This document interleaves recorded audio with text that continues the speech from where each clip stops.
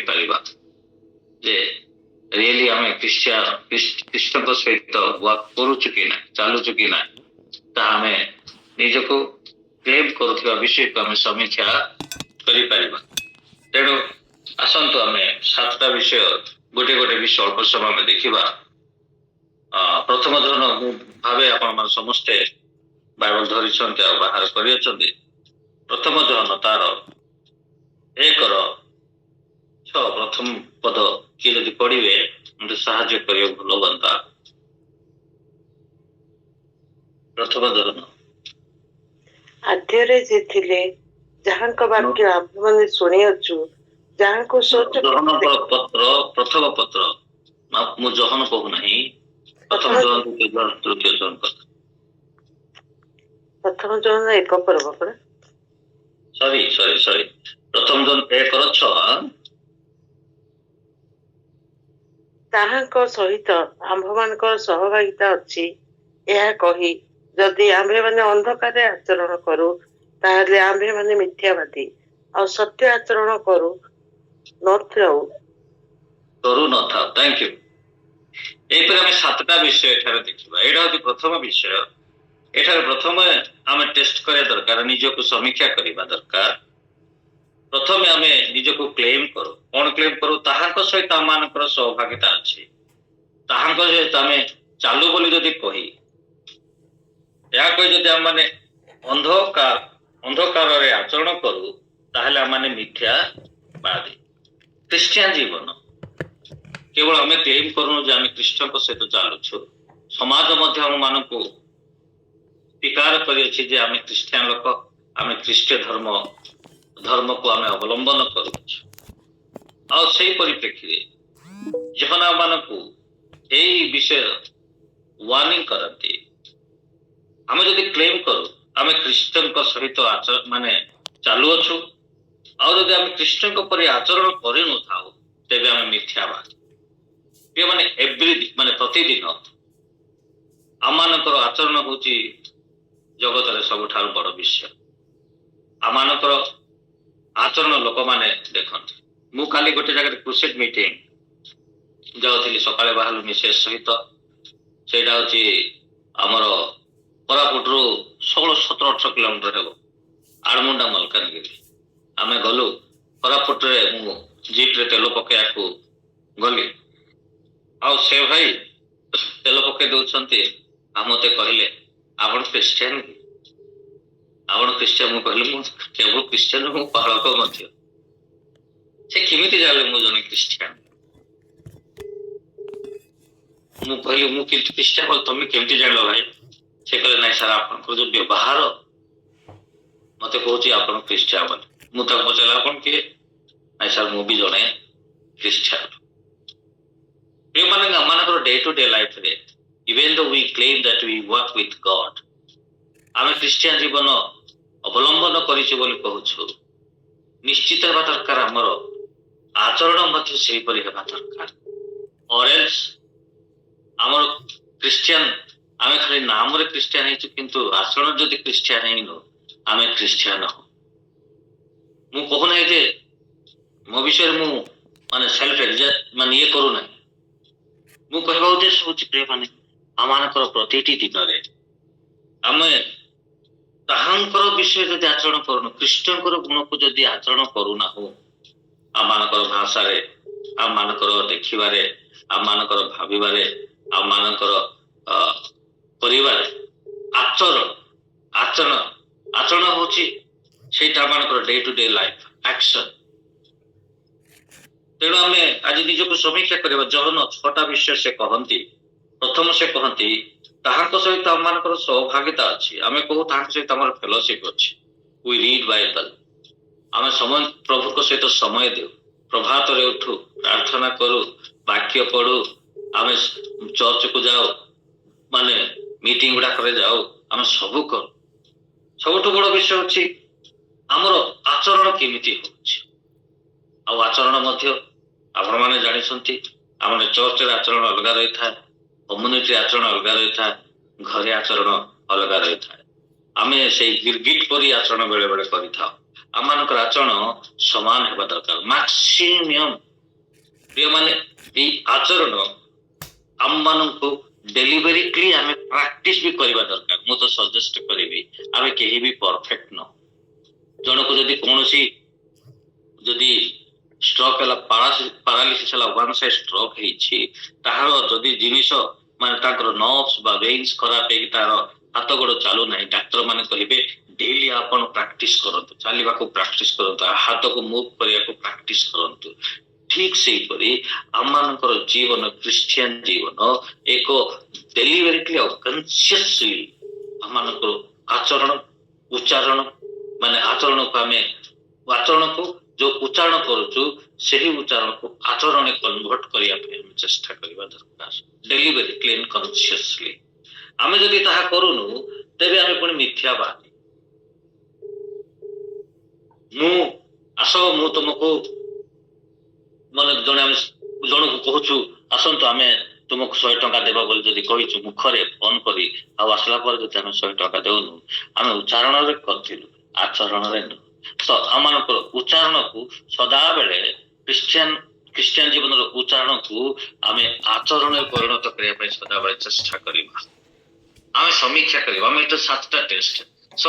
ପ୍ରଥମ ଟେଷ୍ଟ ହଉଛି ମୁଁ ପ୍ରଭୁକୁ ଫଲୋ କରୁଛି ବୋଲି ମାନେ ଲୋକମାନେ ଦେଖୁଛନ୍ତି, ମୁଁ ବି କହୁଛି ମୁଁ କଣ ଆଚରଣ କରୁଛି କି ସେ ଅନ୍ଧକାରର ଆଚରଣ କରୁଛି। ଦ୍ୱିତୀୟ ଟେଷ୍ଟ ଆପଣ ମାନେ ପାଇପାରିବେ ସେଇ ପ୍ରଥମ ଯୋହନ 1:8 ଲେଖାଯାଏ ଏପରି, ଆମମାନଙ୍କର ପାପ ନାହିଁ ଏହା ଯଦି କହୁ ତାହେଲେ ଆପଣା ଆପଣାକୁ ପ୍ରବଞ୍ଚନା କରୁ, ପୁଣି ଆମମାନଙ୍କ ଠାରେ ସତ୍ୟ ନାହିଁ।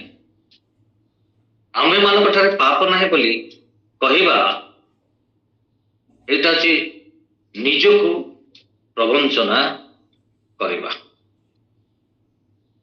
ଅନେକ ଲୋକମାନେ ଆମେ ଶିକ୍ଷା ଦେଇଥାଉ, ଆମେ ଥରେ ଯୀଶୁ ଆମ ପାଇଁ ମୃତ୍ୟୁବରଣ କରୁଛନ୍ତି, ଆମର ପାପ ବହନ କରୁଛନ୍ତି, we are no more sinners, ଆମେ ଆଉ ପାପୀ ନହୁ।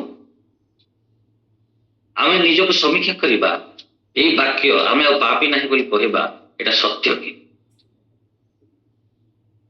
ଆମେ ନିଜକୁ ଇଣ୍ଟରସ୍ପେକ୍ଟ କରିବା ଦରକାର। ଆମେ ଅଫକୋର୍ସ ଆମେ ପ୍ରଭୁଙ୍କ ପାଖକୁ ଆସିକି ଆମେ ପାପ ନ କରିବା ପାଇଁ ପ୍ରଭୁଙ୍କ ଠାରୁ ଆମେ ସାହାରା ନେବା ଦରକାର। କାହିଁକି? ଆମେ ପାପ ଜଗତରେ ଅଛୁ, ଆମର ମନ, ଆମର ହୃଦୟ ଦୁଷ୍ଟତାରେ ପରିପୂର୍ଣ୍ଣ। ସଦାବେଳେ ଆମମାନଙ୍କର ଦୃଷ୍ଟି, ଆମମାନଙ୍କର ଭାବନା ପାପ ଆଡ଼କୁ ମାନେ ଅଗ୍ରସର ହେଇଥାଏ। ତେଣୁ ଆମେ ନିଜକୁ କ୍ଲେମ କରିବା ଯେ ମୁଁ ପାପୀ ନାହିଁ ବୋଲି କହିବା, ଏଇଟା ଆମମାନଙ୍କ ଦୃଷ୍ଟିରେ ଏଇଟା ନିଜକୁ ପ୍ରବଞ୍ଚନା କରିବା, ପୁଣି ଆମମାନଙ୍କ ଠାରେ ସତ୍ୟ ନାହିଁ। ଇନ୍ ଅଦର ୱାର୍ଡସ, ଦ୍ୱିତୀୟ ଟେଷ୍ଟ ହେଉଛି ଆମେମାନେ ସଦାବେଳେ ଇଣ୍ଟରସ୍ପେକ୍ସନ କରିବା ଦରକାର। ଇଣ୍ଟରସ୍ପେକ୍ସନ କଲା ପରେ ଆମେ କରେକ୍ସନ କରି ସଦାବେଳେ ଖ୍ରୀଷ୍ଟିଆନ ଜୀବନ ହେଉଛି ପ୍ରତ୍ୟେକ ଦିନ ମାନେ ଲାଇଫ ଲଙ୍ଗ ଆମେ ନିଜର ପାପକୁ ସ୍ୱୀକାର କରିବା। ଆପଣଙ୍କ ମଧ୍ୟରେ, ଆମମାନଙ୍କ ମଧ୍ୟରେ ଏହିପରି ବ୍ୟକ୍ତି ନାହିଁ ଯେ ଆମେ ୱିଦାଉଟ୍ ସିନ୍ ଆମେ ଆଗକୁ ବଢୁଛୁ। ଆମେ ପାପ କରିବାର ଚାନ୍ସେସ୍ ଅଛି, ଡେଲିଭରିକଲି ନୁହଁ, ଅନକନସିୟସଲି, ଅନନୋଇଂଲି ଆମେ ପାପ ବେଳେ ବେଳେ କରିଥାଉ। ହଠାତ୍ ଆମେ ଏମିତି ନିଷ୍ପତ୍ତି ରାଗିକି ନେଇ ଯାଇଥାଉ ଯୋଉଟା କି ଈଶ୍ୱରଙ୍କର ମାନେ ବାକ୍ୟ ବିରୋଧ। ଆମେ ଜଣଙ୍କ ସହିତ ଅଶାନ୍ତି ହେଲୁ, ମାସେ ତାଙ୍କ ସହିତ କଥା ନ ହେଇଥାଉ। ଆମେ ସେଇ ସମୟରେ ଯୋଉ ମାସେ କଥା ନ ହେଇଥାଉ କି 15 ଦିନ କି ସ୍ତ୍ରୀ ସହିତ ଗଣ୍ଡଗୋଳ ହେଇକି 10 ଦିନ ଆମେ କଥା ହଉନି କି ଘଣ୍ଟାଟେ କଥା ହଉନି, ସେତେବେଳେ ଆମେ ଶୈତାନଙ୍କ ନେଚରରେ ଚାଲୁଛୁ। ଇଟ୍ କୁଡ୍ ବି ଫର 1 hour ହେଇଥାଇପାରେ, ଗୋଟିଏ ଘଣ୍ଟା ବି ହେଇଥାଏ। ସେତିକି ଭିତରେ ଆମେ ଶୈତାନଙ୍କ କବ୍ଜାରେ ରହିଯାଉଛୁ। ଜୀବନରେ ମୋର ପାପ ନାହିଁ ବୋଲି କହିବା ଏଇଟା ହଉଛି ନିଜକୁ ପ୍ରବଞ୍ଚନା କରିବା। ତେଣୁ ଖ୍ରୀଷ୍ଟିଆନ ଜୀବନରେ ଆମେ ଯଦି ନିଜକୁ ସମୀକ୍ଷା କରୁନାହୁଁ ଆଉ ଆମେ ପାପ ନାହିଁ ବୋଲି ଯଦି ଆଗକୁ ବଢୁଅଛୁ, ସେଇଟା ଆମେ ନିଜକୁ ପ୍ରବଞ୍ଚନା କରୁଛୁ। ତେଣୁ ପ୍ରତ୍ୟେକ ଖ୍ରୀଷ୍ଟିଆନ ଜୀବନରେ ପ୍ରତ୍ୟେକ ବ୍ୟକ୍ତି ନିଜକୁ ଇଭାଲୁଏଟ କରିବା ଦରକାର, ସେଲ୍ଫ ଏକ୍ସାମିନେସନ କରିବା ଦରକାର, ଇଣ୍ଟ୍ରୋସ୍ପେକ୍ଟ କରିବା ଦରକାର ଆଉ କରେକ୍ସନ ମଧ୍ୟ କରିକି ନିଜକୁ କନଫେସନ କରିବା ଦରକାର। ଇଣ୍ଟ୍ରୋସ୍ପେକ୍ସନ, କରେକ୍ସନ ଆଉ କନଫେସନ ରହିବା ଖ୍ରୀଷ୍ଟିଆନ ଜୀବନରେ ନିହାତି ଦରକାର। ଆମେ ଯଦି ମୁଁ କିଛି ପାପ କରିନାହିଁ, ମାନେ କାହା ବିରୁଦ୍ଧରେ କହୁନାହିଁ, ଏଇ ସବୁ ଏମିତି ଭାବିବା, ଏଇଟା ନିଜକୁ ପ୍ରବଞ୍ଚନା କରିବା। ତେଣୁ ଆମେ ନିଜକୁ ଟେଷ୍ଟ କରିବା ଦରକାର, ଆମେ ପ୍ରକୃତ ଈଶ୍ୱରଙ୍କ ସହିତ ଚାଲୁଛୁ କି ନାହିଁ। ଯଦି ମୁଁ କହୁଛି ଈଶ୍ୱରଙ୍କ ଚାଲୁଛି ବୋଲି କହିକି ନିଜକୁ ଯଦି ମାନେ ମୁଁ ପାପ କରି ନାହିଁ, ମୋ ପାଖରେ ପାପ ନାହିଁ ବୋଲି କହିବା, ଇଟସେଲ୍ଫ ଇଜ ମାନେ ଚିଟିଂ, ନିଜକୁ ପ୍ରବଞ୍ଚନା କରିବା। ଆସନ୍ତୁ ତୃତୀୟ ଟେଷ୍ଟ ଆମେ ଦେଖିବା, ତାହା ଆମେ ପାଇବା 4 ପଦରେ, 2:4 ମୁଁ ଆପଣମାନଙ୍କୁ ନିମନ୍ତେ ପଢୁଛି। ତାହାଙ୍କର ଆଜ୍ଞା ପାଳନ ନ କରି ତାହାକୁ ଜାଣେ ବୋଲି ଯେ କହେ ସେ ମିଥ୍ୟାବାଦୀ ଓ ତାଠାରେ ସତ୍ୟ ନାହିଁ। ଆମେ ଯୀଶୁକୁ ଜାଣିଛୁ, ଯୀଶୁ ଆମମାନଙ୍କର ଉଦ୍ଧାରକର୍ତ୍ତା। 2000 ବର୍ଷ ପୂର୍ବେ ଜଗତକୁ ଆସିଲେ, ଜଗତର ପାପ ବହନ କରିବା ପାଇଁ ସେ କୃଷାର୍ପିତ ହେଲେ, ଏସବୁ ଜାଣିଛୁ। ଇଜ ମାଇ ରିଡିମର, ପର୍ସନାଲି ତାଙ୍କୁ ଆମେ ନିଜର ତ୍ରାଣକର୍ତ୍ତା ଭାବରେ ଗ୍ରହଣ କରିଛୁ। ତେଣୁ ଏଠାରେ ଲେଖା ତାହାଙ୍କର ଆଜ୍ଞା ପାଳନ ନ କରି ତାହାଙ୍କୁ ଜାଣେ ବୋଲି ଯେ କହେ ସେ ମିଥ୍ୟାବାଦୀ ଓ ତାହାଙ୍କ ଠାରେ ସତ୍ୟ ନାହିଁ। ମିଥ୍ୟାବାଦୀ ଆମର ଖ୍ରୀଷ୍ଟିଆନ ଜୀବନରେ ଆମେ ପ୍ରଭୁକୁ ଜାଣିଅଛୁ, କିନ୍ତୁ ତାହାକୁ ଜାଣେ ବୋଲି ଯେ କହେ ଆଜ୍ଞା ପାଳନ କରେ ନାହିଁ, ସେ ମିଥ୍ୟାବାଦୀ। 100% we are not perfect। ଆମେ 100 ମାତ୍ରାରେ ସିଦ୍ଧ ନୁହଁ, ଆମେ ସିଦ୍ଧ ଆଡ଼କୁ ଗତି କରୁଛୁ। ଆମେ we are heading towards be perfected। ଆମେ ଏକ ସିଦ୍ଧ ହେବା ପାଇଁ ଅଗ୍ରସର ହଉଛୁ। ତେଣୁ ସିଦ୍ଧ ପାଇଁ ଅଗ୍ରସର ହେବା ପାଇଁ ହେଲେ ଆମେ ଡେଇଲି ତାହାଙ୍କର ଆଜ୍ଞା ପାଳନ କରିବା ଦରକାର। ଯେମିତି ଜୁନସ୍, ମୁଁ ତାହାକୁ ଭୟ କରେ ବୋଲି ଲୋକମାନଙ୍କ ଆଗରେ ସାକ୍ଷ୍ୟ ଦେଉଅଛି। ତମେ କିଏ, କୁଆଡେ ଯାଉଛ କହିବାର, ସେ କହୁଛନ୍ତି ମୁଁ ତାହାକୁ ଭୟ କରେ। ଏକ ଡାହା ମିଛ ସେ କହୁଅଛନ୍ତି। ପ୍ରିୟ ପ୍ରଭୁଙ୍କର ରକ୍ତକୀତ ସନ୍ତାନ ସନ୍ତତି, ପ୍ରଭୁଙ୍କର ଦାସମାନ, ଆମମାନେ ତାହାଙ୍କର ଆଜ୍ଞା ପାଳନ କରୁଛୁ କି ନାହିଁ, ତାହା ହେଉଛି ଆଜି ସମୀକ୍ଷା କରିବାର ସମୟ। ୟେସ୍ ୱି ନୋ ହିମ୍, ଆମେ ଜାଣୁ ତାହାଙ୍କୁ, ତାହାଙ୍କୁ ଆମେ ବିଶ୍ୱାସ କରୁ। ତାହାଙ୍କର ଆଜ୍ଞା ପାଳନ ନ କରି ତାହାଙ୍କୁ ଜାଣେ ବୋଲି ଯେ କହେ ସେ ମିଥ୍ୟାବାଦୀ ଓ ତାହାଙ୍କ ଠାରେ ସତ୍ୟ ନାହିଁ। ତ ଆଜ୍ଞା ପାଳନ କରିବା ପ୍ରଭୁଙ୍କ ସବୁଠୁ ବଡ଼ ବିଷୟ। ତାହାଙ୍କର ଆଜ୍ଞା ସବୁଦିନ ପ୍ରାକ୍ଟିସ କରିବା ଦରକାର। ଆମେ are we following the word of god, ଈଶ୍ୱରଙ୍କର ବାକ୍ୟ ପାଳନ କରୁଛୁ। ଆମେ ତ ଖ୍ରୀଷ୍ଟିଆନ ହେଇଛୁ, ଆମେ ଖ୍ରୀଷ୍ଟଙ୍କୁ ଜାଣିଛୁ। ପ୍ରଭୁଙ୍କର ବାକ୍ୟ ଆମମାନଙ୍କୁ ହୁଏ, ନହେଲେ ଆମେ ମିଥ୍ୟାବାଦୀ ଆଉ ଆମଠାରେ ସତ୍ୟତା ନାହିଁ। ଚତୁର୍ଥ ଟେଷ୍ଟ ଯଦି ଆପଣ ଦେଖିବେ, ସେଇଟା 6 ପଦରେ ଅଛି। ଯେ ତାହାଙ୍କ ଠାରେ ରହେ ବୋଲି କହେ ତାହାଙ୍କ ପରି ଆଚରଣ ମଧ୍ୟ କରିବା କଥା। ମୁଁ ଖ୍ରୀଷ୍ଟଙ୍କ ଠାରେ ଅଛି, କ୍ଲେମ କରୁଛୁ ଆମେ ଖ୍ରୀଷ୍ଟଙ୍କ ଠାରେ ଅଛୁ ବୋଲି, କିନ୍ତୁ ଆମେ ଖ୍ରୀଷ୍ଟଙ୍କ ପରି ଆଚରଣ ମଧ୍ୟ କରିବା ଦରକାର। ଖ୍ରୀଷ୍ଟଙ୍କ ପରି ଆଚରଣ, ଆମେ ଉଚ୍ଚାରଣରେ ଖ୍ରୀଷ୍ଟଙ୍କ ପରି ତ କରୁଛୁ। ଏଇ ଯୋହନ ପୁସ୍ତକ ଯୋଉ ଲେଖୁଛନ୍ତି, ଏଇଟା ହେଉଛି ନିଜକୁ ପ୍ରତିଟି ଦିନ ଆମେ 7ଟା ବିଷୟ ଟେଷ୍ଟ କରିବା ଦରକାର। ପ୍ରକୃତ ଆମେ ଖ୍ରୀଷ୍ଟଙ୍କ ସହିତ ଚାଲୁଛୁ କି ନାହିଁ। ଚତୁର୍ଥ ବିଷୟ, ଯେ ତାହାଙ୍କ ଠାରେ ରହେ ବୋଲି କୁହେ ତାହାଙ୍କ ପରି ଆଚରଣ ମଧ୍ୟ କରିବା କର୍ତ୍ତବ୍ୟ।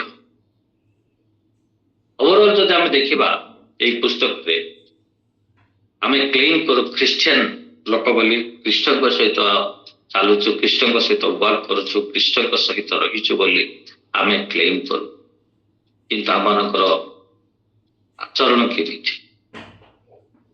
ଆମେ ବେଳେବେଳେ ଆଚରଣ ବିଷୟରେ ଯଦି ସମୀକ୍ଷା କରିବା, ଆମେ ବାଧ୍ୟକୁ କେମିତି ଲୋକମାନଙ୍କ ଆଗରେ କେମିତି ଗୋଟେ ଆର୍ଟିଫିସିଆଲ ଆଚରଣ କରିଥାଉ। ସମୟ ପରିବେଶ ଆମମାନଙ୍କୁ ବାଧ୍ୟ କରିଥାଏ। ଯଦି ତ ସେଇ ଆଚରଣ ଆମମାନଙ୍କ ପାଖରେ ନଥାଏ ତଥାପି ଆମେ ଆର୍ଟିଫିସିଆଲ କିଛି ସମୟ ପାଇଁ ଆଚରଣ କରିଥାଉ। ଆମେ ଖ୍ରୀଷ୍ଟଙ୍କ ସହିତ ଅଛୁ, ଖ୍ରୀଷ୍ଟଙ୍କ ପରି ଆଚରଣ କରିବା ଦରକାର। ଖ୍ରୀଷ୍ଟ ଦୟାଳ, ସେ ପ୍ରେମମୟ, ସେ କ୍ଷମା କରିବା ପରମେଶ୍ୱର। ତାହାଙ୍କର ଆଚରଣ ଆଉ ଉଚ୍ଚାରଣ ମଧ୍ୟରେ କିଛି ପାର୍ଥକ୍ୟ ନଥାଏ। ସେ ଯାହା କହନ୍ତି ସେ ତଦନୁସାରେ ଜୀବନ ଯାପନ ସେ କରନ୍ତି। ଆମମାନଙ୍କର ଖ୍ରୀଷ୍ଟିଆନ ଜୀବନ ଆମେ ଅତି ଉତ୍ତମ ବାକ୍ୟ ଆମମାନଙ୍କ ଜୀବନରେ ଅଛି। ଆମେ ଲୋକମାନଙ୍କୁ ଶିକ୍ଷା ଦେଉ, କିନ୍ତୁ ଆମମାନଙ୍କର ଆଚରଣ କେମିତି? ଆମେ ତାହାଙ୍କ ସହିତ ତ ରହୁ, ତାହାଙ୍କ ଠାରେ ଆମେ ବାସ କରୁ, ପ୍ରାର୍ଥନାରେ, ଆରାଧନାରେ, ବାକ୍ୟ ଅଧ୍ୟୟନରେ, ଚର୍ଚ୍ଚ ଯିବାରେ ଲୋକକୁ ବି ଆମେ ପରାମର୍ଶ ଦେଉ ପ୍ରଭୁଙ୍କ ଠାରେ ରହିବା ପାଇଁ, ପ୍ରଭୁଙ୍କ ସହିତ ରହିବା ପାଇଁ। What about day to day life in action? ଆମର ପ୍ରତିଟି ଦିନ ଆଚରଣରେ ଆମେ କେମିତି? ପ୍ରିୟମାନେ, ଲୋକମାନେ ଶୁଣନ୍ତି ଆମର ଉଚ୍ଚାରଣ, ଆମର ଆଚରଣକୁ ଦେଖନ୍ତି। ଏଇ ଜଣେ କହିଲେ, ଆପଣମାନେ ଜାଣିଛନ୍ତି, ତଥାପି ମୁଁ କହିବି, ଆମମାନଙ୍କର ସ୍ୱରଠୁ ଆମମାନଙ୍କର କାର୍ଯ୍ୟ ବହୁତ ଶବ୍ଦ ହୁଏ। ଆମମାନଙ୍କର ବାକ୍ୟର ସ୍ୱରଠୁ ଆମମାନଙ୍କର କାର୍ଯ୍ୟ, ଦୈନିକ କାର୍ଯ୍ୟ, ଆଚରଣ ତାହାଙ୍କଠୁ ବହୁତ ଶବ୍ଦ ହୁଏ। ଲୋକମାନେ ତାଠୁ ମଧ୍ୟ ଅଧିକ ଲାଉଡର ବୋଲି କୁହାଯାଏ। ସୋ ଡେ ଟୁ ଡେ ଲାଇଫରେ ଲେଟ୍ ଅସ୍ ପ୍ରାକ୍ଟିସ୍। ଆମେ ସମୀକ୍ଷା କରିବା, ଆମେ ପ୍ରଭୁଙ୍କ ସହିତ ଅଛୁ ବୋଲି କହିକି, ତାହାଙ୍କ ସହିତ ରହୁ ବୋଲି କହି ଆମର ଆଚରଣ କେମିତି? ଆଚରଣ ହେଉଛି ଡେ ଟୁ ଡେ ଲାଇଫର ମାନେ ପ୍ରତିଦିନରେ କାର୍ଯ୍ୟରେ ଆମେ କେମିତି କହୁ। ସେଇଥିପାଇଁ ଆମେ ଚତୁର୍ଥ ଟେଷ୍ଟ ଆମେ ଦେଖୁଛୁ, ଆମେ ତାହାଙ୍କ ସହିତ ରହେ ବୋଲି କହି ଯଦି ତାହାଙ୍କର ପରି ଆଚରଣ କରିବା ନାହିଁ ତେବେ ଆମେ ପ୍ରକୃତରେ ତାହାଙ୍କ ସହିତ ନାହୁଁ। ଫିଫ୍ଥ ଟେଷ୍ଟ ଯଦି ଆମେ ଦେଖିବା, ଫିଫ୍ଥ ଟେଷ୍ଟ ହେଉଛି ଯେ ଆପଣ ଭାଇକୁ ଘୃଣା କରି କହେ ଯେ ସେ ଜ୍ୟୋତିରେ ଅଛି, ସେ ପର୍ଯ୍ୟନ୍ତ ସୁଦ୍ଧା ଅନ୍ଧକାରରେ ଅଛି। ଆମେ ଖ୍ରୀଷ୍ଟିଆନ ହେଇଛୁ, ଆମେ ପ୍ରଭୁଙ୍କର ହେଇଛୁ, କିନ୍ତୁ ଆମେ ନିଜର ଭାଇର ହେଇପାରିନୁ। ଅନେକ ଲୋକମାନେ ଆମେ ଭାଇମାନଙ୍କ ସହିତ ଭଲ ସମ୍ପର୍କ ନାହିଁ, ମଣ୍ଡଳୀରେ ଲୋକମାନଙ୍କ ସହିତ ଭଲ ସମ୍ପର୍କ ନାହିଁ। ମଣ୍ଡଳୀରେ ଯଦି ଆମେ ମିଶିଛୁ କେବଳ କିଛି ସ୍ୱାର୍ଥ ପାଇଁ ଆମେ ମିଶିଛୁ। ଏଇଠି ଦେଖନ୍ତୁ କିପରି ଭାବରେ ସେ ନିଜର ଭାଇ ସହିତ ଆଉ ପ୍ରଭୁଙ୍କ ସହିତ ସେ ଯୋଗ ଦେଉଛନ୍ତି। ଯେ ଆପଣଙ୍କୁ ଭାଇକୁ ଘୃଣା କରି କହେ ଯେ ସେ ଜ୍ୟୋତିରେ ଅଛି, ଜ୍ୟୋତିରେ ଇନ୍ ଦ ସେନ୍ସ ପ୍ରଭୁଙ୍କ ସହିତ ଅଛି, ସେ ପ୍ରାର୍ଥନା କରୁଛି, ସେ ଆରାଧନା କରୁଛି, ସେ ଖ୍ରୀଷ୍ଟିଆନ ହେଇଛି, ସେ ଚର୍ଚ୍ଚକୁ ଯାଉଛି, ସେ କ୍ରୁସେଡ ମିଟିଂ ଗୁଡାକରେ ଯାଉଛି, ସେ ମାନେ ଖ୍ରୀଷ୍ଟିୟ ଲୋକ ବୋଲି ପରିଚୟ ଦେଇଛି, କିନ୍ତୁ ଭାଇଙ୍କ ସହିତ ଭାଇକୁ ଘୃଣା କରେ। ସେ ଭାଇଙ୍କ ସହିତ ଭଲ ସମ୍ପର୍କ ନାହିଁ, ସେ ପର୍ଯ୍ୟନ୍ତ ସୁଦ୍ଧା ଅନ୍ଧକାରରେ ଅଛି। ଇନ୍ ଅଦର ୱାର୍ଡସ୍, ଆମେ ଯୋଉ ପ୍ରଭୁଙ୍କ ସହିତ ଅଛୁ ବୋଲି ଭାବୁଛୁ, ଆମର ନିଜର ଲୋକମାନଙ୍କ ସହିତ, କମ୍ୟୁନିଟି ସହିତ ରିଲେସନ କେମିତି ଅଛି? ନିଜର ଭାଇମାନଙ୍କ ସହିତ ରିଲେସନ କେମିତି ଅଛି? Within one church. ଆଜିର ଚର୍ଚ୍ଚ ଗୁଡାକରେ ଯଦି ଦେଖିବେ, ପ୍ରଭୁ ଆମମାନଙ୍କୁ ଗୋଟେ ମାନେ ଦାୟିତ୍ୱ ଦେଇଛନ୍ତି। ଆମେ ଦେଖୁଛୁ ଚର୍ଚ୍ଚ ଗୁଡାକରେ ସଦାବେଳେ ଏକ ମତଭେଦ, ଦଳଭେଦ ରହିଯାଉଛି। କେହି କାହା ସହିତ ଏଗ୍ରି ହେବାକୁ ନାହିଁ। ସମସ୍ତେ ତାଙ୍କ ଜିଦରେ ଷ୍ଟିକନ୍ ହେଇକି ଅଛନ୍ତି। ନିଜ ଜିଦରେ ମୁଁ ବଡ କଲେ ମୁଁ ବଡ, ମୋ କଥା ହବ ବୋଲେ ମୋ କଥା ହବ। ଭାଇ ଭିତରେ ଅଶାନ୍ତି, ମଣ୍ଡଳୀ ଗୁଡାକ ଯାହାରି ଫଳରେ ସ୍ପ୍ଲିଟ୍ ହେଉଛି, ଦୁଇ ଭାଗ ହେଇଯାଉଛି।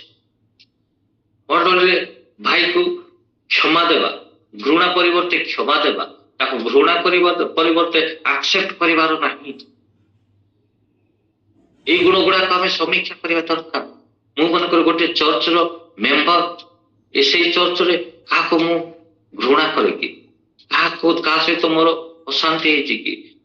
କାହା ସହିତ ମୋର ମାନେ ରିଲେସନ ଦୂରକୁ ଯାଇଛି କି? ତେବେ ଆଜି ଯାଇ ଆମେ ଅନ୍ଧକାର ଅଛୁ ବୋଲି ବାକ୍ୟ କହୁ। କାହିଁକି ନା ଖ୍ରୀଷ୍ଟିଆନ ଜୀବନ ଅଛି ଫରଗିଭନେସ୍, ଇଭେନ୍ ଶତ୍ରୁକୁ ପ୍ରେମ କରିବା, ଶତ୍ରୁକୁ ଶତ୍ରୁକୁ ଆମେ ଶତ୍ରୁତାରେ ଜିଣି ହେବ ନାହିଁ, ଶତ୍ରୁକୁ ଆମେ ପ୍ରେମରେ ଜିଣି ହେବ, ପ୍ରେମ କରି ଚିଣି ହେବ। ହୁଏତ ଆମର ଭାଇ ଆମ ବିରୁଦ୍ଧରେ ଯାଇଥିବେ, କିନ୍ତୁ ଆମର ରେସ୍ପନ୍ସିବିଲିଟି ହଉଛି ତାଙ୍କ ଠାରୁ ଆମେ ସେଗ୍ରିଗେଟ୍ ହେବା, ତାଙ୍କ ଠାରୁ ଆମେ ଡିଷ୍ଟାନ୍ସ ମେଣ୍ଟେନ୍ କରିବା ନାହିଁ। ଆମେ ତାଙ୍କ ଠାରୁ ତାହାକୁ କ୍ଷମା ଦେବାର ଅଛି, ଘୃଣା ପରିବର୍ତ୍ତେ ତାକୁ ପ୍ରେମ କରିବା ଦରକାର। ଯେ ଆପଣା ଭାଇକୁ ଘୃଣା କରି କହେ ସେ ଜ୍ୟୋତିରେ ଅଛି, ସେ ପର୍ଯ୍ୟନ୍ତ ସୁଦ୍ଧା ଅନ୍ଧକାରରେ ଅଛି। ପ୍ରିୟ ପ୍ରଭୁଙ୍କର ଲୋକମାନେ, ଆଜି ସମାଜ ସହିତ ଆମର ରିଲେସନ କେମିତି? Within it could be within family ହେଇଥିବ, ଇଟ୍ କୁଡ୍ ବି ୱିଦିନ୍ ମାନେ ଆମର ପଡୋଶୀ ଭିତରେ ହେଇଥିବ, ଇଟ୍ କୁଡ୍ ବି ୱିଦିନ୍ ମାନେ ଚର୍ଚ୍ଚ ହେଇଥିବ, କମ୍ୟୁନିଟିରେ ଆମର ରିଲେସନ କେମିତି ଅଛି? କଣ ଆମମାନଙ୍କୁ ଅନ୍ୟ ଠାରୁ ଅନ୍ୟକୁ ଘୃଣା କରିବା ପାଇଁ ପ୍ରବର୍ତ୍ତାଉଛି? ଆମେ ଯଦି ନିଜକୁ କହୁ ଆପଣା ଭାଇକୁ ଘୃଣା କରି କହେ ସେ ଜ୍ୟୋତିର ଅଛି, ସେ ଏପର୍ଯ୍ୟନ୍ତ ସୁଦ୍ଧା ଅନ୍ଧକାର ଅଛି। ଆପଣମାନେ ଜାଣିଛନ୍ତି, ପୁନର୍ବାର ରିମାଇଣ୍ଡ କରିବା ପାଇଁ ଚାହେଁ, ଯୀଶୁ କହୁଥିବା ଏକ ଉଦାହରଣ ବାଇବଲ ଲେଖା ହେଇଛି। ଜଣେ ବ୍ୟକ୍ତି ମନ୍ଦିରକୁ ଭେଟି ନେଇକି ଯାଉଛି, କିନ୍ତୁ ତାକୁ ଭେଟି ମନ୍ଦିରରେ ଦେବା ପାଇଁ ଅନୁମତି ଦିଆଯାଉନି। ତାକୁ କୁହାଯାଉଛି ସର୍ବପ୍ରଥମେ ତୋ ଭାଇ ପାଖକୁ ତୁ ଯା, ତାହାଙ୍କ ସହିତ ତୁ ସେଟରାଇଟ୍ କରେ, ତାହାଙ୍କ ସହିତ ମାନେ ପ୍ରଥମେ ତାହାଙ୍କୁ ତୁ କ୍ଷମା ଦେ କିମ୍ବା କ୍ଷମା ମାଗେ, ଶାନ୍ତି ରହିବ, ତାଙ୍କ ସହିତ କମ୍ପ୍ରମାଇଜ ମାନେ ହୁଅ, ମିଳ, ତାପରେ ଆସିକି ମନ୍ଦିରରେ। ଇନ୍ ଅଦର ୱାର୍ଡ, ସେଇ ବାକ୍ୟ ଆମମାନଙ୍କୁ କଣ କୁହେ? ଆମେ ଯଦି ପ୍ରଭୁଙ୍କର ଉପସ୍ଥିତିରେ, ପ୍ରଭୁଙ୍କ ସମ୍ମୁଖରେ କ୍ୱାଲିଫାଏ ହେବାକୁ ହେଲେ ପ୍ରଥମେ ଆମର ନିଜର ଭାଇମାନଙ୍କ ସହିତ କ୍ୱାଲିଫାଏ ହେବା ଦରକାର। ଆମେ ଯଦି ସ୍ୱର୍ଗରେ କ୍ୱାଲିଫାଏ ହେବା ପାଇଁ ହେଲେ ଜଗତରେ କ୍ୱାଲିଫାଏ ହେବା ଦରକାର। ଯେମିତି ଯୀଶୁ କହିଲେ, ସ୍ୱର୍ଗରେ ଯେତେବେଳେ ଲୋକମାନେ ମରିଗଲେ, ଗୋଟେ ରାଇଟ୍ ହ୍ୟାଣ୍ଡ ଆଉ ଲେଫ୍ଟ ହ୍ୟାଣ୍ଡ ରଖି କହୁଛନ୍ତି, ରାଇଟ୍ ହ୍ୟାଣ୍ଡ ବାଲା ମାନଙ୍କୁ କହୁଛନ୍ତି, ମୁଁ ଅନ୍ଧକାରରେ ଥିଲି, ମୁଁ ଭୋକରେ ଥିଲି, ମତେ ଖାଇବାକୁ ଦେଲୁ, ମୁଁ ତୃଷିତ ଥିଲି, ମତେ ଜଳ ଦେଲୁ, ମତେ ବସ୍ତ୍ର ନଥିଲା, ତୁମେ ବସ୍ତ୍ର ଦେଲ। ଏଇଟା ହଉଛି ଜଗତର କାମ, ଆଉ ଏଇଟା ହଉଛି ଖ୍ରୀଷ୍ଟଙ୍କର ଉଚ୍ଚାରଣ ଜଗତରେ। ଆମେ ଏଇଟା ଜଗତରେ ଯଦି ଆମେ କ୍ୱାଲିଫାଏ ହଉନୁ, ଆମେ ସ୍ୱର୍ଗରେ କ୍ୱାଲିଫାଏ ହେବା। କିନ୍ତୁ ଜଗତରେ କ୍ୱାଲିଫାଏ ହେଲେ ଉଚ୍ଚାରଣରେ ହେବନି, ଆଚରଣରେ କ୍ୱାଲିଫାଏ ହେବା ଦରକାର। ଏଇଠି କ୍ୱାଲିଫାଏ ହେଲେ ଆମେ ସ୍ୱର୍ଗରେ କ୍ୱାଲିଫାଏ ହେବା। କାରଣ ଏଇ ଜଗତ ହଉଛି ଦ ପ୍ଲେସ୍ ଅଫ ପ୍ରିପାରେସନ। ମୁଁ ଏମିତି ଭାବେ ଜଗତ ହଉଛି ପ୍ଲେସ୍ ଅଫ ପ୍ରିପାରେସନ, ମଲା ପରେ କେହି ବି ପ୍ରିପାର ହେବେ ନାହିଁ। ଏଇଟା ହଉଛି ଆମ Christian life, day to day ଲାଇଫରେ ଆମେ ଯଦି ଆମର କୋରାପୁଟ ଭାଷା କହିବା ଗଲେ ଆମର ହୃଦୟ ନିର୍ମୟ ହେବା ଦରକାର, କାହା ବିରୁଦ୍ଧରେ ନୁହଁ, କାହା ପାଇଁ ପାପ କରିବାକୁ ନାହିଁ, ବିନା ପଲିଟିକ୍ସ କିଛି ନ କରି ଆମର ହୃଦୟ କଣ ହେବା ଦରକାର? କ୍ରିଷ୍ଟାଲ କ୍ଲିୟର, ପ୍ରଭୁଙ୍କ ଦୃଷ୍ଟିରେ ସ୍ୱଚ୍ଛତା ହେବା ଦରକାର। କାହା ସହିତ ତିକ୍ତତା ନାହିଁ, କାହାକୁ ଘୃଣା ନାହିଁ। ନିଜର ଭାଇକୁ ଘୃଣା କରି ଯଦି ସେ କହେ ଯେ ମୁଁ ଜ୍ୟୋତିରେ ଅଛି, ନ ଆପଣ ଜ୍ୟୋତିରେ ନାହାନ୍ତି, ଆପଣ ଅନ୍ଧକାରରେ, ବା ମୁଁ ଅନ୍ଧକାରରେ ଅଛି। ଏମାନେ ଆଜି ନିଜକୁ ଆମେ ସମୀକ୍ଷା କରିବା। ଇଦେରେ ଏନିବଡି, ଏଠାରେ ଏମିତି କିଏ ଅଛି କି କାଠାରୁ ମୁଁ ଦୂରରେ ଅଛି, ମୁଁ ତାକୁ ଘୃଣା କରୁଅଛି? ଯଦି ମୁଁ ଘୃଣା କରେ, ଅଫକୋର୍ସ ସେ ଭୁଲ କରିଥାଇ ପାରନ୍ତି, ଅଫକୋର୍ସ ସେ ଆପଣଙ୍କ ବିରୁଦ୍ଧରେ କାର୍ଯ୍ୟ କରିଥାଇ ପାରନ୍ତି। ଆମେ ଯଦି ଘୃଣା କରୁଛୁ, ଆମେ ଅନ୍ଧକାରରେ ଅଛୁ, ଜ୍ୟୋତିର ରାସ୍ତାରେ ଠିଆ ହେଇନୁ। ଷଷ୍ଠ ଟେଷ୍ଟ ଆମେ ପାଇପାରିବା ତାହା 2:15। ସଂସାର କିମ୍ବା ସେଥିରେ ଥିବା ବିଷୟ ଗୁଡ଼ିକୁ ପ୍ରେମ ନ କର। କେହି ଯଦି ସଂସାରକୁ ପ୍ରେମ କରେ, ପିତାଙ୍କ ପ୍ରେମ ତାହାଙ୍କ ଠାରେ ନାହିଁ। ପିତାଙ୍କ ପ୍ରେମ ତାହାଙ୍କ ଠାରେ ନାହିଁ। ଏ ବାକ୍ୟ ଆମେ ଯେତେବେଳେ ଦେଖିବା, ସମୟ ହେଇଗଲା, ମୁଁ ଶୀଘ୍ର କହୁଛି। ଏଇଠାରେ 6th ଟେଷ୍ଟ ହେଉଛି ଆମେ କାହାକୁ କେତେ ପ୍ରାୟୋରିଟି ଦେଉଛୁ। ପ୍ରାୟୋରିଟି ସଂସାରକୁ ନା ପ୍ରଭୁଙ୍କୁ? ସଂସାର କିମ୍ବା ସେଥିରେ ଥିବା ବିଷୟ ଗୁଡ଼ିକୁ ପ୍ରେମ ନ କର। କେହି ଯଦି ସଂସାର ପ୍ରେମ କରେ, ପିତାଙ୍କ ପ୍ରେମ ତାହାଙ୍କ ଠାରେ ନାହିଁ। ଆମେ ପ୍ରାୟୋରିଟି କାହାକୁ ଦେଉଛୁ? ଜଗତକୁ ନା ପରମେଶ୍ୱରକୁ? ପ୍ରାୟୋରିଟି ସେତେବେଳେ କରାଯାଏ ଯେକୌଣସି ଜିନିଷ ଯଦି କରିବାକୁ ଏକ ଅପସନ ଆସିଥାଏ, ସେତେବେଳେ ପ୍ରାୟୋରାଇଟାଇଜ କରାଯାଏ। ସେତେବେଳେ ଇଭାଲ୍ୟୁଏସନ, ଏକ ବ୍ୟକ୍ତି ଚଏସ୍ କରିବାକୁ ଆରମ୍ଭ କରେ, ଆଉ ଚଏସ୍ କଲା ପରେ ସେ ତାକୁ ପ୍ରାୟୋରାଇଟ୍ ମାନେ ତାକୁ କାହାକୁ ସେ ଗୁରୁତ୍ୱ ଦେବ ତା ଉପରେ ସେ ନିଷ୍ପତ୍ତି ନେଇଥାଏ। ପ୍ରଭୁଙ୍କର ବାକ୍ୟ କୁହେ ଆମେ ଯଦି ଜଗତକୁ ପ୍ରାୟୋରାଇଟାଇଜ କରିକି ପ୍ରଭୁଙ୍କୁ ଯଦି ଆମେ କମ୍ କରୁଛୁ ତେବେ ପ୍ରଭୁଙ୍କର ପ୍ରେମ ବା ପ୍ରଭୁଙ୍କୁ ଆମେ ଲେସ୍ ପ୍ରାୟୋରାଇଟ୍ କରୁଛୁ ଆମେ ପରମେଶ୍ୱରକୁ କମ୍ ଗୁରୁତ୍ୱ ଦେଉଛୁ। ପ୍ରଭୁଙ୍କର ବାକ୍ୟ ମାନେ ଶିକ୍ଷା ଦିଏ ଆଜି ଆମେ କାହାକୁ ଗୁରୁତ୍ୱ ଦେଉଅଛୁ? ଜଗତକୁ ନା ପରମେଶ୍ୱର? ସବୁ ପ୍ରତିଟି ମୁହୂର୍ତ୍ତରେ ଆମମାନଙ୍କ ଏକ ନିଷ୍ପତ୍ତି ନେବାର ସମୟ ଆସିଥାଏ। ସବୁ ଅବସ୍ଥାରେ ଆମେ କାହାକୁ ଗୁରୁତ୍ୱ ଦେଉଛୁ? ସଂସାର କିମ୍ବା ସେଥିରେ ଥିବା ବିଷୟ ଗୁଡାକ ପ୍ରେମ ନ କର।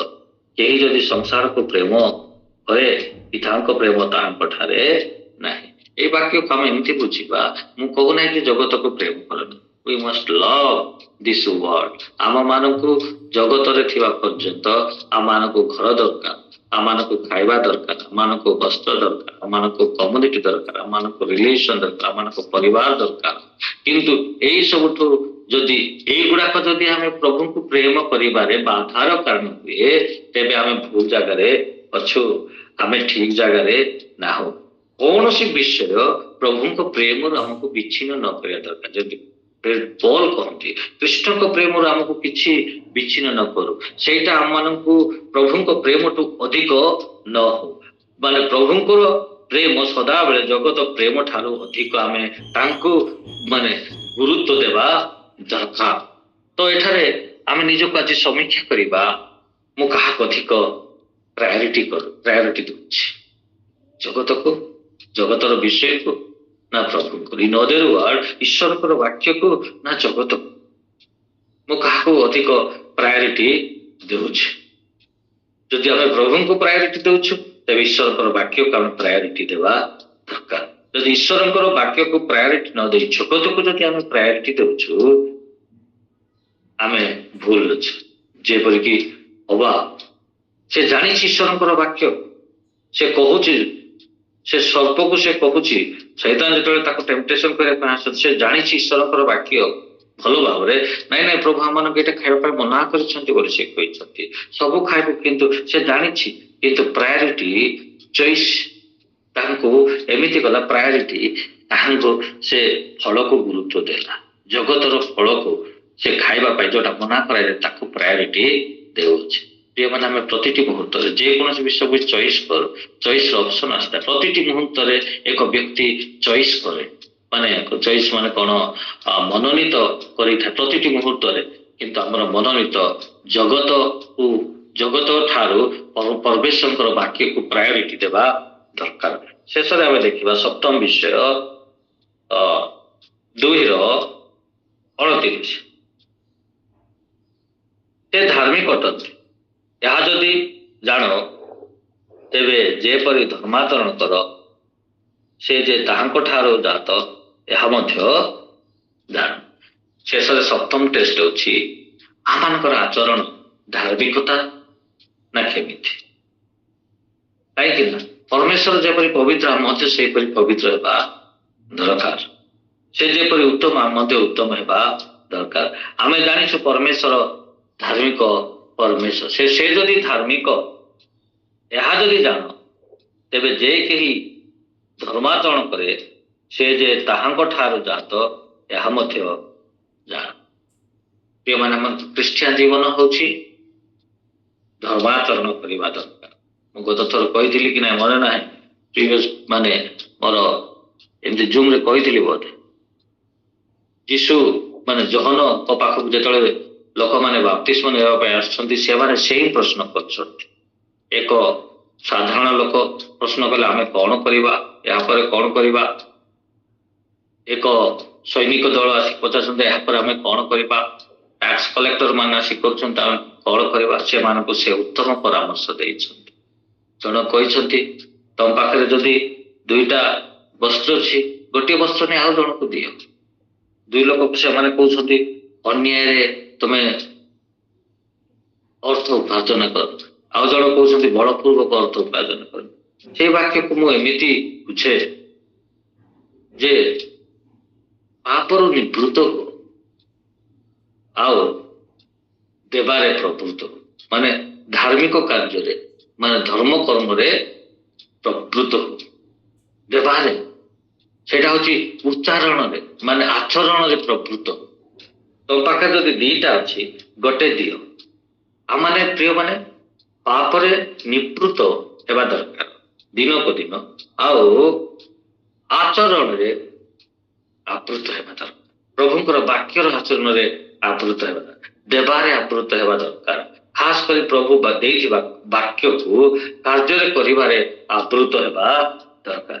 ଏଠାରେ ଦେଖନ୍ତୁ ଧାର୍ମିକ, ସେ ଯେ ଧାର୍ମିକ ଅଟନ୍ତି ଏହା ଯଦି ଜାଣ, ତେବେ ଯେ କେହି ଧର୍ମାଚରଣ କରେ ସେ ଯେ ତାହାଙ୍କ ଠାରୁ ଜାତ ଏହା ମଧ୍ୟ ଜାଣ। ଆମମାନଙ୍କର କାର୍ଯ୍ୟ ଆମମାନଙ୍କର ଆଚରଣରେ ଲୋକମାନେ ଧାର୍ମିକ ଜୀବନ ଦେଖିବା ଦରକାର, ଖ୍ରୀଷ୍ଟଙ୍କର ଧର୍ମ ଦେଖିବା ଦରକାର, ଉତ୍ତମତା ଦେଖିବା ଦରକାର। ତ ଖ୍ରୀଷ୍ଟିଆନ ଜୀବନ ଆମେ ଟେଷ୍ଟ କରିବା ଦରକାର। ମୁଁ ଯୋଉ ଆଚରଣ କରୁଛି ମୋ ଜୀବନରେ, ମୋର ଡେଇଲି ଲାଇଫରେ ମୁଁ ଯୋଉ ଆଚରଣ କରୁଛି ସେ ଆଚରଣ ଧର୍ମାଚରଣ ନା ଏହିପରି ଆଚରଣ। ଯେଉଁମାନେ ଆମେ ମନୁଷ୍ୟ, ଆମେ ବେଳେ ବେଳେ ଏଇସବୁ କରିବାରେ ବିଫଳ ହେଇଥାଉ, କିନ୍ତୁ ଆମେ ସଦାବେଳେ ନିଜକୁ ସମୀକ୍ଷା କରିବା।